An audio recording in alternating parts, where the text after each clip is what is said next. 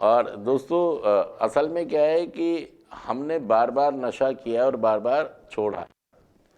और पता है क्या है, आज भी हम ये सोच रहे हैं कि यार शायद नशा हमारी प्रॉब्लम ही नहीं है, नशा हमारी समस्या।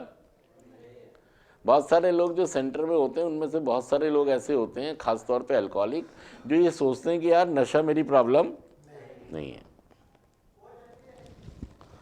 तो असल में ना तो मुझे पता था कि नशा छोड़ना कैसे, ना ही मेरे घर वालों को पता था कि नशा छूटेगा कैसे। हम दोनों ही अनजान थे, हम दोनों ही मतलब इस बारे में बिल्कुल अनुभव नहीं रखते थे। और उसका नतीजा ये हुआ कि डे बाय डे मेरी बर्बादियां और मेरी तबाहियां ज़्यादा होती चली गई। तो आज की क्लास में हम लोग, जो आज का टॉपिक है हमारा JFT का, हाँ जी, एक जो हम बार बार छोड़ते हैं और बार बार पीते हैं, हमको लगता है कि अब की बार मैं कंट्रोल कर लूँगा, अब की बार मैं, दुनिया पी रही है, दुनिया नशा कर रही है, मैं भी कर लूँगा। और मैं ये सोचता हूँ कि यार अब की बार ये वाला नशा नहीं, ये वाला नशा।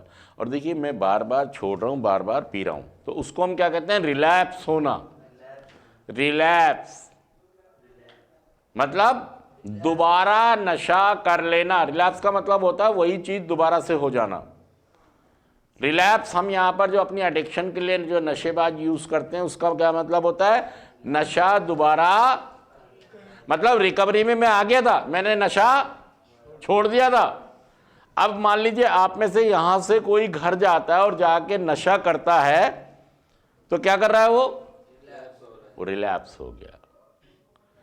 पहला नशा जीभ पे रखते ही व्यक्ति रिलैप्स है, और फिर उसका बर्बाद होना, तबाह होना, पटरी पर आ जाना निश्चित है।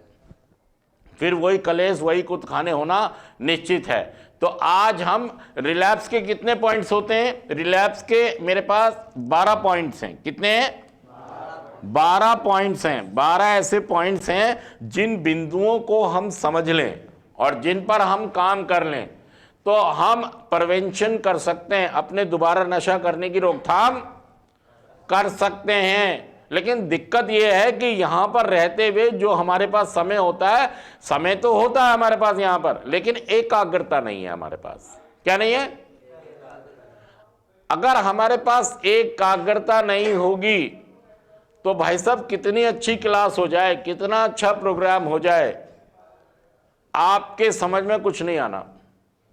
क्यों नहीं आना? क्योंकि समय तो है आपके पास, समय तो क्या नहीं है, रुझान नहीं है, एकाग्रता नहीं है, रुचि नहीं है। किस में रुचि नहीं है? रिलैप्स में। रिलैप्स में मेरी कोई रुचि, सेंटर में मेरी कोई रुचि, कार्यक्रम को सीखने में मेरी कोई रुचि, टॉपिक को समझने में मेरी कोई रुचि, यहां रहने में मेरी कोई रुचि, इसलिए मेरी एकाग्रता मेरे पास नहीं है।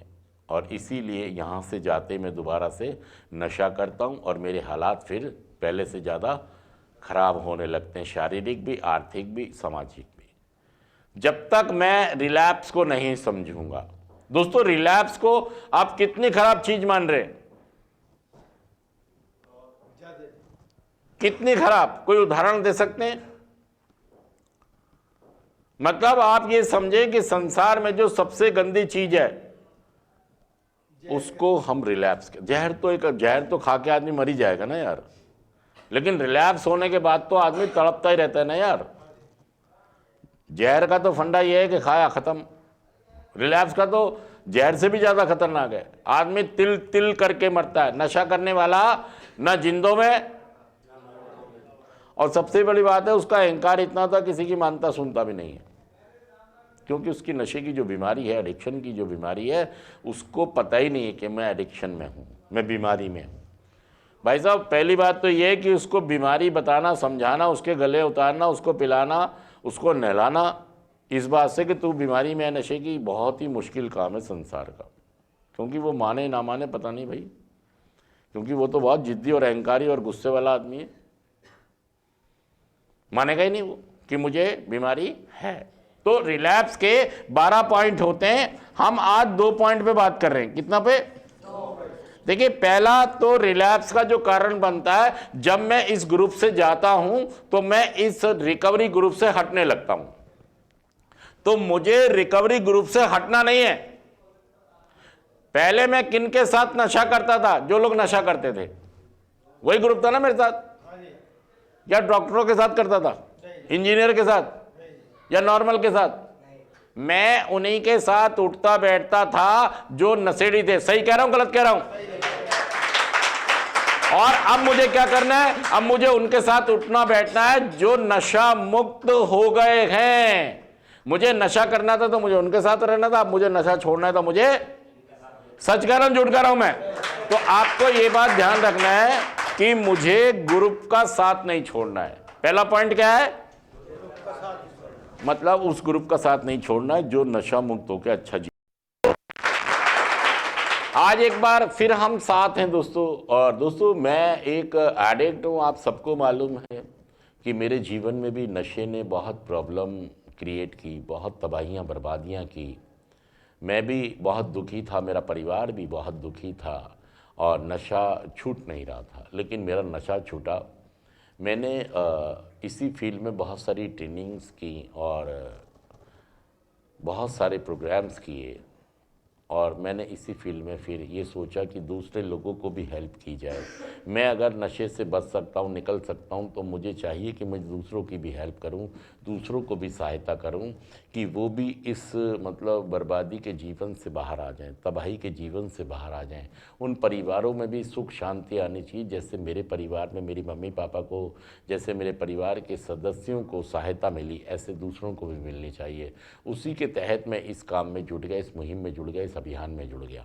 दोस्तों, मैं आप सभी से ये कहना चाहता हूँ कि चाहे आप कितने ही बिजी इंसान रहे हों अपनी पिछली लाइफ में, अपनी अगली लाइफ में चाहे आप कितना ही बिजी रहें, लेकिन ये सच्चाई है कि अभी और आज मेरे पास बहुत समय है। मैं सच कह रहा हूँ, झूठ कह रहा हूँ? बताइए कि मेरे पास आज के जीवन में आज और अभी मेरे पास बहुत सारा समय है, और मैं इस समय का सही इस्तेमाल कर रहा हूं या नहीं? मैं सेंटर में हूं, मैं नशा मुक्ति केंद्र में हूं, क्या मैं इस समय का सही इस्तेमाल कर रहा हूं? देखिए, wisdom to know the difference होता क्या है, मैं ये पूछूं, सद्बुद्धि दो कि मैं इन दोनों में भेद जान सकूं कि मेरे पास समय भी है और मैं स्वस्थ भी हूं। कोई बीमारी मेरे पास इस समय इस तरह की नहीं है कि मुझे टीबी है या कैंसर है या कोई और ऐसी बीमारी जिसके कारण मैं बिल्कुल चल फिर भी नहीं सकता, कुछ कर भी नहीं सकता। ऐसी तो कोई बीमारी नहीं है। मुझे मानसिक बीमारी है, मुझे नशे की एडिक्शन का रोग है, बीमारी है, वो तो मुझे है, लेकिन बाकी मैं शारीरिक रूप से इस समय सही हूं, मैं स्वस्थ भी हूं और मेरे पास समय भी है। मुझे एडिक्शन की बीमारी है। अगर एडिक्शन की बीमारी से भी अगर थोड़ा सा मैं अपना इस समय को यूटिलाइज करूं, जो समय है मेरे पास, देखिए, ये बहुत ही खूबसूरत बात है कि मेरे पास समय है और मैं इसका इस्तेमाल करूंगा। मेरे घर वालों ने एक उम्मीद के साथ मुझे यहाँ पर भेजा है कि मेरा बच्चा, मेरा पति, मेरा बेटा नशा मुक्त हो जाएगा, मेरे पापा नशा मुक्त हो जाएंगे, मेरा भाई नशा मुक्त हो जाएगा, मेरा पति नशा मुक्त हो जाएगा। तो अगर आप यहाँ पर हैं तो जो लोग नशे पर जिन्होंने जीत हासिल की है, उनसे समझने का प्रयास करो कि उन्होंने नशे पे जीत हासिल कैसे की है। तो आज के हम इस क्लास में यही जानेंगे कि जो हमारा JFT है वो कहता है आज ईश्वर की इच्छा। आपके घर वालों ने यहाँ भेजा है, क्या इसमें ईश्वर की इच्छा है? हाँ या ना? है? ईश्वर की इच्छा है इसमें कि आप यहाँ पर सेंटर में हैं? अगर ये ईश्वर की इच्छा शामिल है तो फिर मैं दुखी क्यों होता हूँ, फिर मैं गुस्से में क्यों आता हूँ, फिर मैं परेशान क्यों होता हूँ, अगर इसमें ईश्वर की इच्छा है तो? आज का थॉट भी कहता है, JFT कहता है ईश्वर की इच्छा।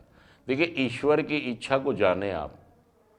हमारा अगर आप 11वां कदम देखेंगे तो वो कहता है हमने नियमित ध्यान और प्रार्थना के द्वारा ईश्वर से अपने सचेत संपर्क को बनाए रखा और ये जानने की कोशिश करी कि ईश्वर हमारे से क्या चाहता है। आप बता सकते हैं ईश्वर क्या चाहता है आपसे? ईश्वर चाहता है कि आप नशा मुक्त हो जाएं। मैं सच कह रहा हूं, झूठ कह रहा हूं? ईश्वर और मेरे मम्मी पापा, मेरे बीवी बच्चे, मेरे बहन भाई हमेशा यही चाहते हैं कि मैं नशा मुक्त रहूं। वो भी यही चाहते हैं।